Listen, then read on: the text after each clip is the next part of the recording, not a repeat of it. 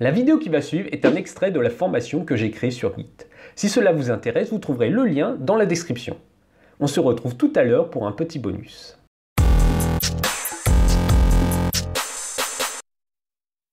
Nous allons maintenant passer un petit exercice afin de valider les acquis de cette section.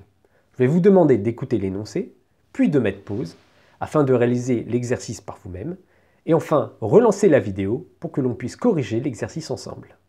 Nous allons modifier un petit peu notre fichier hello.html, nous allons ajouter des balises, donc déjà une première balise div, puis une deuxième balise de fermeture, cette fois-ci toujours de div. Ensuite, entre ces deux balises, vous allez m'ajouter une nouvelle paire de balises qui sont P et son homologue de fermeture qui est /P.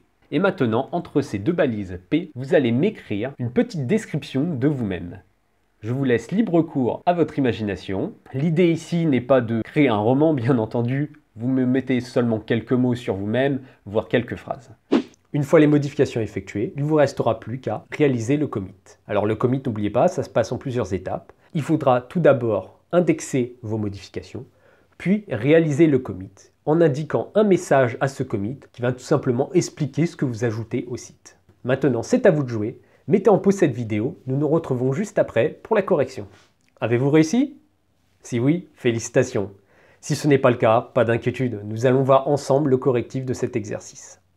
On commence naturellement par la commande git status pour vérifier que les modifs sont bien présentes. En effet, le fichier hello.html a été modifié.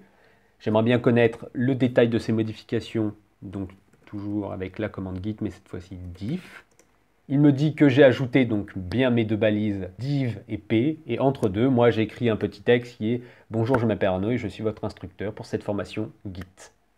Très bien, maintenant je vais enregistrer donc mes modifications avec la commande déjà git add pour indexer mes modifications, hello.html, très bien.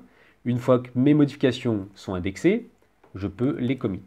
On va tout de même vérifier que l'index s'est bien déroulé. Mes fichiers, en l'occurrence ici seulement hello.html, est prêt à être enregistré.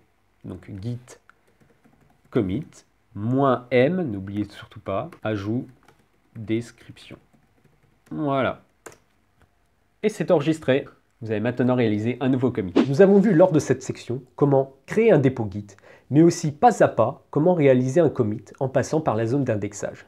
Nous avons également, lors de cette section, réalisé différents commits qui ont été enregistrés dans l'historique de votre dépôt Git. Mais finalement, qu'est-ce que l'historique du dépôt Git? Comment cela fonctionne-t-il? Et surtout, comment pouvons-nous finalement revenir en arrière à une version plus antérieure de notre projet? Et c'est justement ce que nous allons voir dans la prochaine section. Donc si ça vous intéresse, je vous dis à tout de suite. Vous trouverez également en description de cette vidéo un lien pour télécharger gratuitement une fiche de synthèse sur l'outil Git. Alors cette fiche va contenir notamment ce que nous avons vu lors de cette vidéo, mais également bien plus d'informations très utiles, vous verrez. Donc je vous encourage fortement à la récupérer, surtout que c'est totalement gratuit.